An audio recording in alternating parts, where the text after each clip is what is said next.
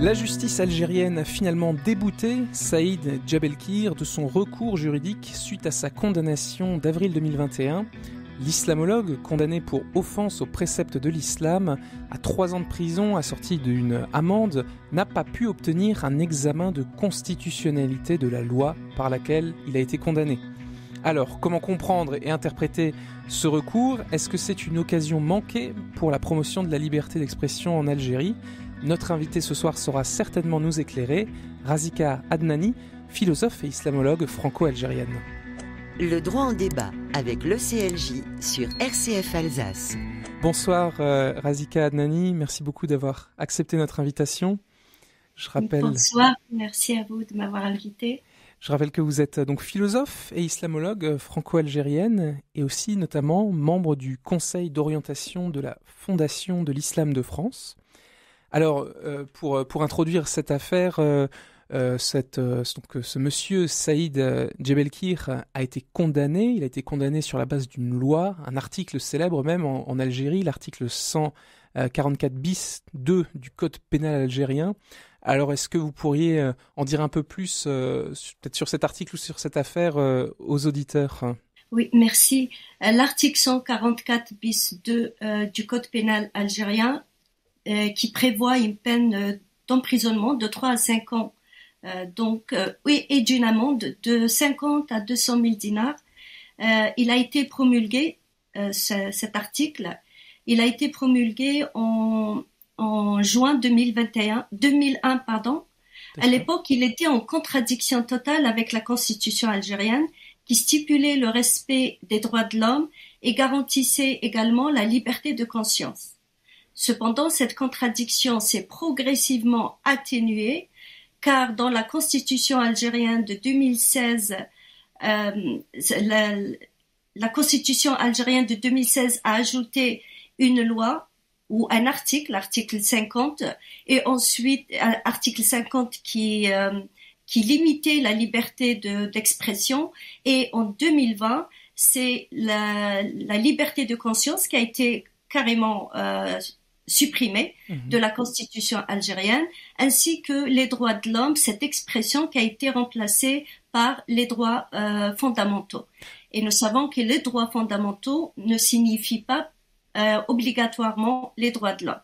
Donc, selon cet article que le législateur a mis en place, on voit que le législateur, au fait, il sort de son rôle en tant que législateur, qui est celui de ne pas s'occuper, au fait, comment je veux dire, que le législateur, son rôle n'est pas de s'occuper des sentiments des prophètes ou des convictions religieuses ou non de religieuses des personnes, mais de légiférer pour le bien-être des personnes et de la société. Or là, le législateur est sorti de ce rôle, d'une part, et d'autre part, le législateur a créé un problème, je dirais, pour le juge lui-même, car pour mettre en pratique cette loi, le juge se retrouve dans une situation difficile, car comment peut-il procéder pour prouver que le prophète a été offensé par des actes ou des paroles de la personne qui doit juger,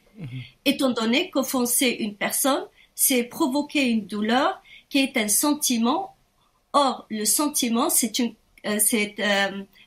caractéristique des êtres vivants. Et le prophète est mort il y a des siècles, ainsi que les autres prophètes également. Ce sont donc ceux qui disent que le prophète a été offensé, qui sont réellement offensés en voyant leurs convictions ou leur façon de concevoir la religion remise en question. C'est ça. Alors justement, on va revenir là sur cette critique que vous faites de l'évolution constitutionnelle algérienne. Je suis vraiment content que vous ayez commencé à en parler.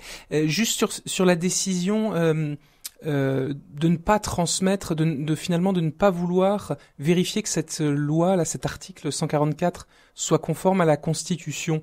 Vous, votre sentiment, vous êtes surprise ou pas que la Cour n'ait pas accepté de transmettre cette demande d'examen comme ça existe en France?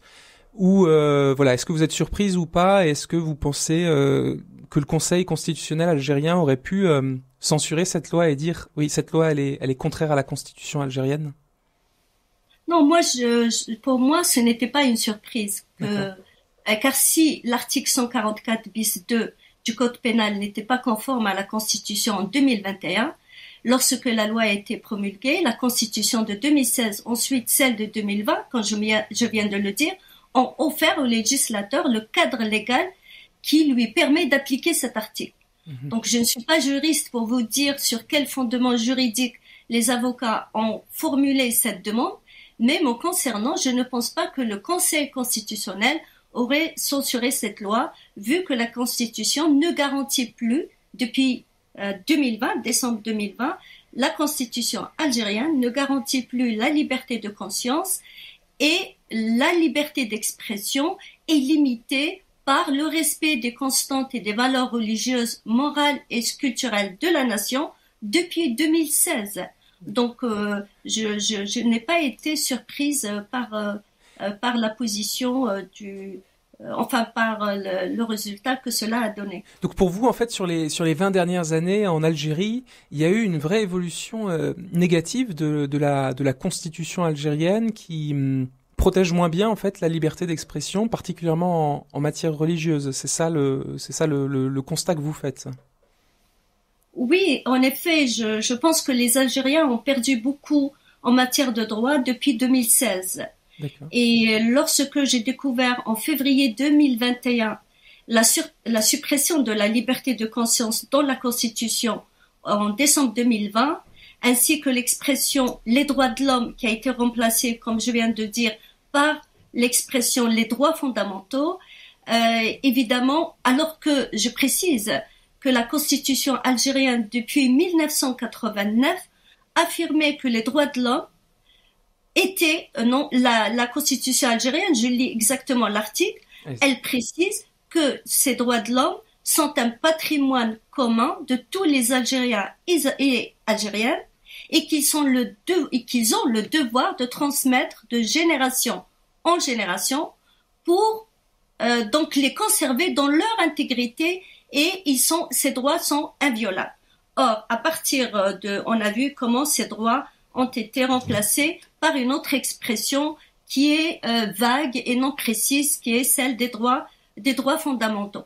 Évidemment, cela m'a beaucoup choquée et c'est à ce moment-là que j'ai écrit un article que j'ai intitulé La Constitution algérienne, les islamistes ont-ils gagné? Et cela m'a choqué davantage, car cette suppression de la liberté de conscience et de cette expression des droits de l'homme qui a été remplacée par les droits fondamentaux, cette suppression s'est faite au fait dans un silence pratiquement absolu. Ni la presse ni les juristes n'ont dit un mot sur le sujet. Tous se sont focalisés sur la fonction présidentielle au moment de la révision de cette constitution. Et ce que je dis, moi, c'est que on constate, c'est que la constitution algérienne, depuis 1963, elle n'arrive pas réellement à se réaliser en tant que constitution. Et la cause, c'est l'article 2 de la Constitution qui précise que l'islam est la religion de l'État. Et cette référence à l'islam elle représente le premier obstacle contre lequel se sont heurtés non seulement les constitutions algériennes, mais les constitutions de tous les pays musulmans, hormis peut-être la Turquie et l'Albanie. Car si je prends l'exemple du Maroc, il faut savoir que le Maroc atteste dans le préambule de sa constitution que le royaume marocain est un État musulman et que le roi est commandeur des croyants. La Tunisie, elle aussi, précise dans le préambule de sa constitution qu'elle demeure fidèle aux enseignements de l'islam. Et j'ajoute encore que l'Algérie est le seul pays des 3 pays du Maghreb que je viens de citer à avoir reconnu la liberté de conscience et implicitement l'égalité entre Algériens et Algériennes jusqu'à donc décembre 2020. Et comment vous expliquez ce glissement récent qu'est-ce qui se passe en Algérie, j'ai envie de dire, dans la vie politique pour qu'il y ait eu ce changement et qu'il soit finalement passé de manière assez sans que les gens les remarquaient? Je pense que les fondamentalistes et les conservateurs dans tous les pays musulmans profitent de tous les mouvements populaires pour mettre un peu plus de conservatisme dans les lois et dans les textes juridiques. Ce n'est pas le cas de l'Algérie seulement, mais l'Algérie, on le voit d'une manière très accentuée avec cette révision de la Constitution de 2020. Car la Tunisie, par exemple, qui a reconnu la liberté de conscience en 2014 dans l'article 6, mais dans le même article 6, elle précise que l'État protège la religion. Donc, en quelque sorte, elle a reconnu la liberté de conscience, mais sans la reconnaître en même temps.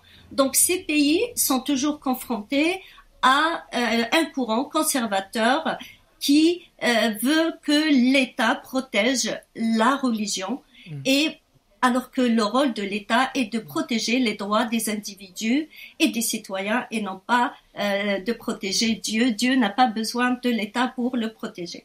Très bien. Qu'est-ce que vous voyez comme solution à brève échéance pour l'Algérie, et est-ce que j'allais dire cette affaire Saïd Jebel-Kir, est-ce elle reste exceptionnelle ou elle est symptomatique, et il y a en fait beaucoup d'autres gens qui sont dans la même situation que lui, d'autres gens qui s'autocensurent? Est-ce que vous savez s'il y a beaucoup de personnes condamnées, et s'il y a vraiment, est-ce que ça peut devenir un enjeu sur lequel les Algériens pourraient se mobiliser? Saïd Jebel-Kir n'est pas le seul dans cette situation, évidemment. Et je pense que pour que ça change, il faut qu'il y ait une évolution dans l'esprit du législateur lui-même, avant tout. Car c'est lui qui légifère. Et si vous permettez, je peux vous lire juste un petit passage d'un de mes ouvrages. Donc, je voulais vous lire juste ce passage dans lequel je dis: la loi reflète la morale et l'âme du législateur qui la conçoit. Quand le législateur est incapable de s'élever au-dessus des intérêts particuliers et de sa vision restreinte du monde, il est incapable d'être juste et de concevoir des lois justes. Pour y arriver, il faut peut-être une réforme du droit, mais surtout et avant tout une réforme de l'esprit et des valeurs du législateur lui-même. Donc, je ferme donc la parenthèse de cette citation, et c'est exactement la même chose pour la religion qui se mêle de la politique et du droit, pour que l'Algérie, mais tous les pays musulmans sortent de cette situation, pour que la Constitution puisse réellement se réaliser, car le rôle de la Constitution est de protéger les libertés des individus. Il faut que le législateur arrive à comprendre que son rôle n'est pas de protéger Dieu, mais les citoyens.